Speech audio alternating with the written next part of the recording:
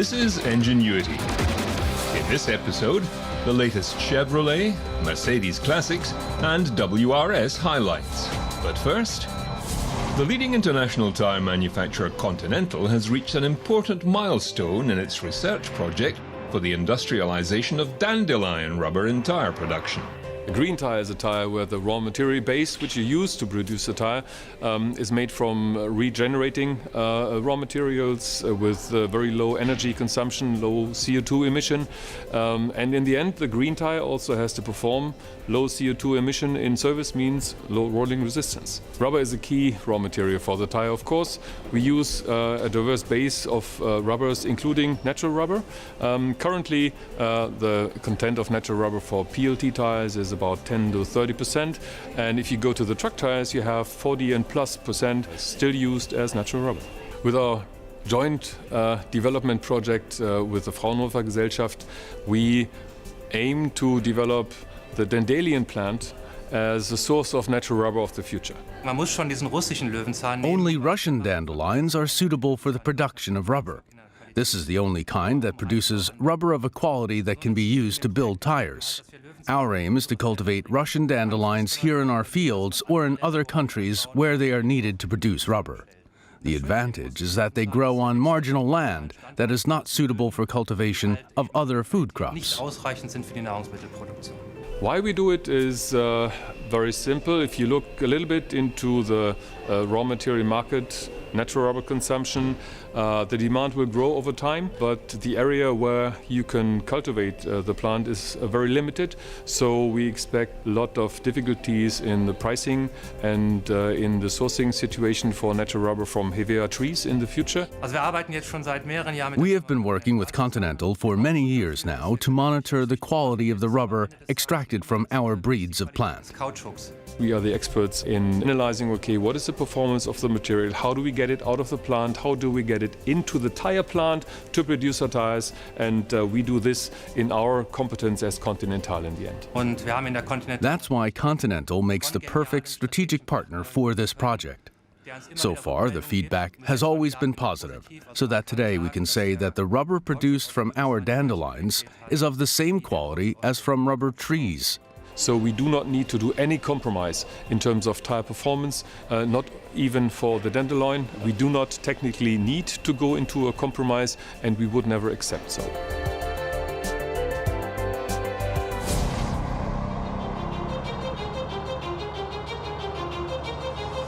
Another glimpse into the future is wireless connectivity for transport vehicles.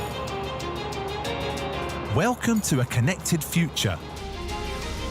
A world where 50 billion devices are able to communicate with each other. Trucks are no exception. Thanks to connectivity, zero unplanned stops are now everyday life for truck drivers and haulage owners worldwide. The vehicle has become an intelligent business partner, able to think for itself and do everything in its power to maximize productivity. Just like a human, the truck is now concerned for its own welfare and monitors its health in real time. The truck can self-repair minor faults and raise the alarm in the event of any major problems. But of course, sometimes a visit to the doctor, or in this case the workshop, is still needed. To be as effective as possible, the truck itself plans this appointment automatically, always scheduling it at a time that is convenient for the owner. For instance, during a lunch break or overnight. This also eases the workshop's daily planning. The service can be done at any workshop suited to that particular transport assignment. What's more, in this connected future, trucks can continuously update their software remotely, whenever an upgrade is available. The truck can adjust the performance of its systems or components depending on the transport assignment. Like if the truck needs more horsepower, for instance, or if the transport assignment will take place in tough road or weather conditions. To further increase transport efficiency, each truck is customized to the driver's individual driving style and the type of transport task it undertakes, which means more fuel savings and less wear and tear on the vehicle. Connected trucks are in the process of revolutionizing the transport industry. By eliminating all unpleasant surprises during an assignment, connectivity heavily increases productivity and maximizes uptime for any haulage company. According to the Insurance Institute for Highway Safety, teenage drivers are nearly 3 times more likely to be in a fatal car crash than all other drivers in the U.S. Inexperience, distractions, and not using seatbelts are some of the risk factors. So Chevrolet is introducing a teen driver setting on the soon-to-be-unveiled 2016 Malibu. Teen Driver is accessed through the Chevy MyLink screen, and it is a programmable feature that encourages safe driving habits in a number of ways, such as muting the radio if the front occupants are unbelted, or automatically turning on active safety features such as forward collision alert or lane departure warning. The Center for Disease Control says teens are more likely to speed and leave less room between them and vehicles in front of them than older, more experienced drivers. The parent can also set a speed warning at any speed from 40 to 75 miles per hour. It gives the teen a visual warning and an audible chime to let them know they've exceeded the preset speed. The teen driver setting in the 2016 Malibu is engaged when the teen's registered key fob is used to start the vehicle. And parents can also set a maximum volume on the stereo.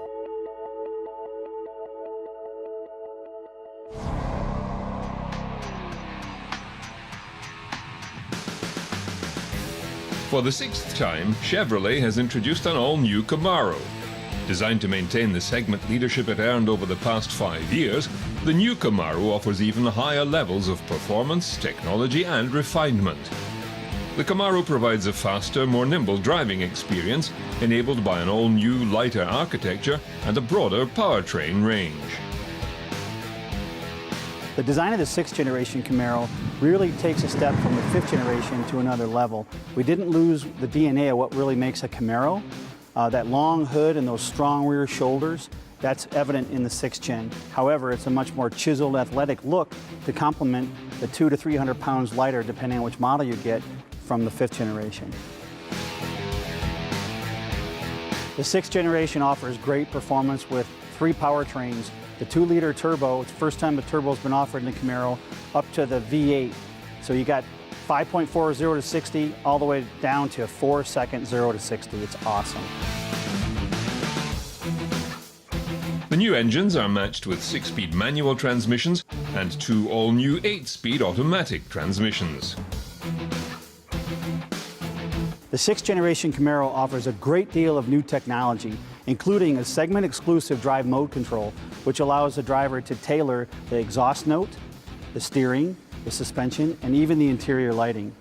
And speaking of interior lighting, we also have spectrum lighting, which allows you to select one of 24 different colors. So if you don't like the ones we set for you standard, you can pick your own.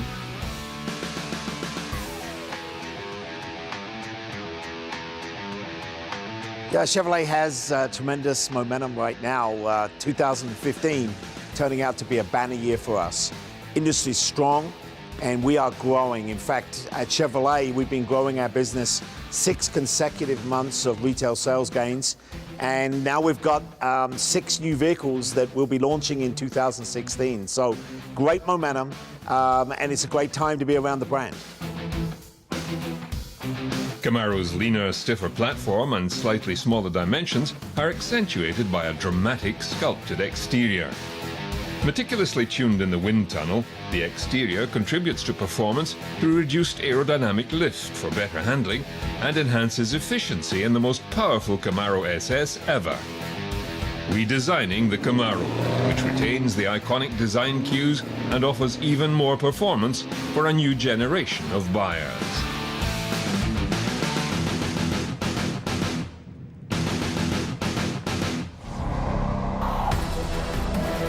At the recent IAA in Frankfurt, Mercedes-Benz revealed their latest concept car, the IAA Digital Transformer, or Intelligent Aerodynamic Automobile.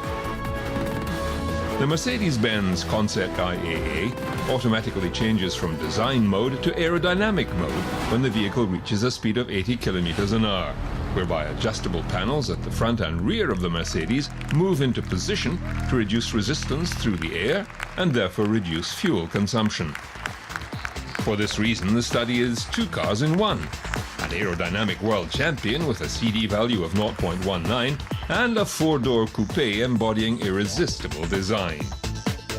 The steering wheel incorporates touch-based operating functions, offering optical finger navigation buttons embedded in the clusters in a similar hovering manner to the touchpad in the center console, which enables the driver to scroll through the instrument cluster menus. The Concept IAA is powered by a petrol-electric plug-in hybrid drive with a total output of 205 kilowatts. This provides it with an electronically limited top speed of 250 kilometers an hour. CO2 emissions and electric range depend on the mode. In aerodynamic mode, the vehicle manages an all-electric range of 66 kilometers and emits 28 grams of CO2 per kilometer.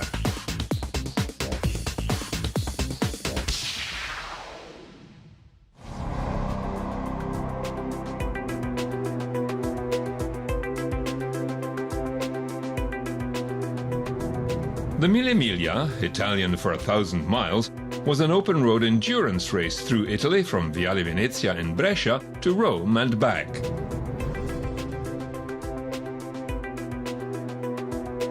From the late 1920s to 1950s, this was the race that made Grand Touring sports cars famous.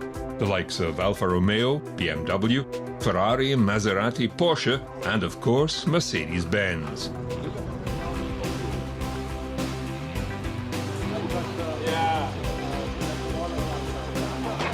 Since 1977, the Mille has been reborn as a race for classic and vintage cars produced no later than 1957, which had run in or were registered for the original race.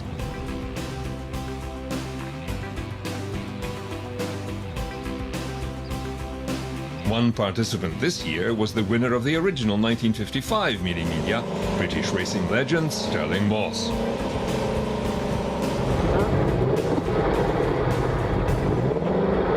I prefer sports cars because I think that I'm better in sports cars than Formula One, and therefore that's very pleasing.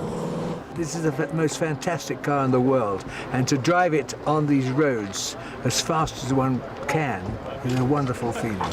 But today I have to be quiet. Moss drove one of the four Mercedes-Benz 300 SLRs entered in the race. It was the debut for the sports light racer, which went on to win the 1955 World Sports Car Championship prior to the catastrophic crash at Le Mans later that year. The other Mercedes drivers included racing legend Juan Manuel Fangio, Carl Kling and Hans Herrmann. Their arch-rivals Ferrari also entered four cars driven by Italians, Taruffi, Castellotti, Maglioli and Paolo Marzotto. That was obviously important to beat Ferrari, but the best for me was to beat these cars as well. So Fangio and Hans were not in front of me, so I felt good for that. I think the strongest memory is when I finished waiting to make sure that no car beat me. I had to wait about 5 minutes, and that was not easy. I'm very proud because nobody can beat it now. It has to stay forever, and it was really my finest race, I think, and I enjoyed it enormously.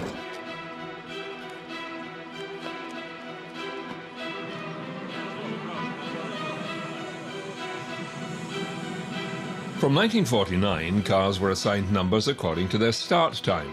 For example, the 1955 Mercedes driven by Moss left Brescia at 7:22, hence the car number 722. Fangio leaving at 6:58, Kling at 7:01, and Herrmann at 7:04.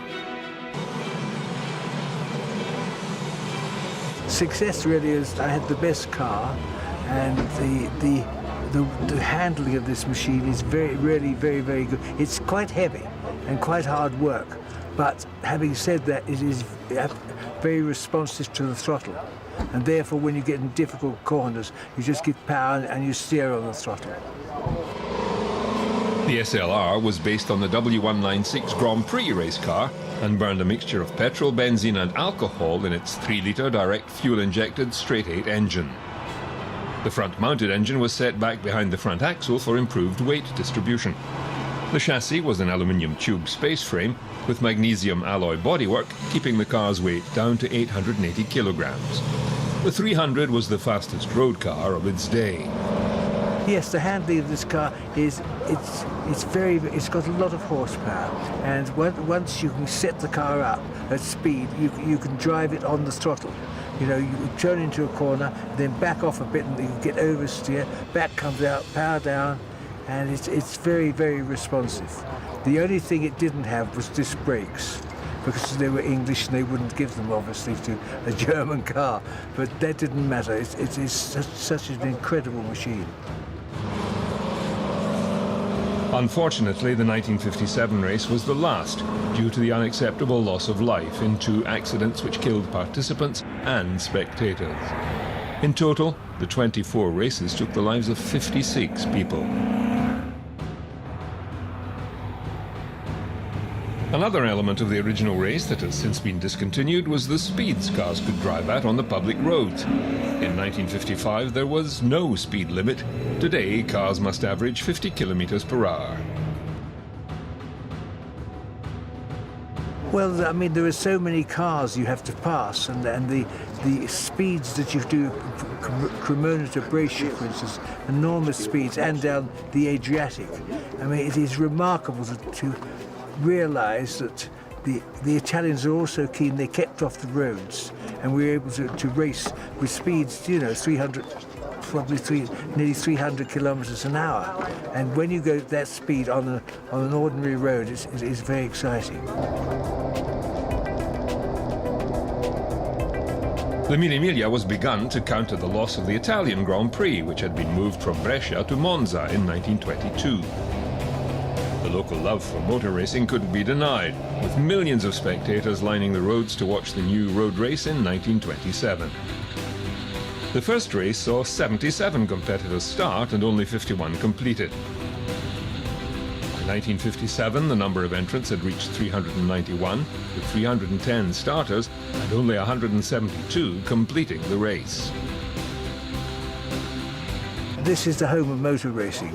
I mean, the Italians are so passionate to come out and they go crazy, and that's really what it's all about, to have so many people lining the streets. I mean, really, there were a lot of 5 million spectators or something. They just go crazy. The Miglia Storica was revived in 1977 as a parade for pre-1957 cars that had competed in the world's most famous road race. Today it attracts huge media and celebrity attention and is considered the most beautiful of drives through northern Italy.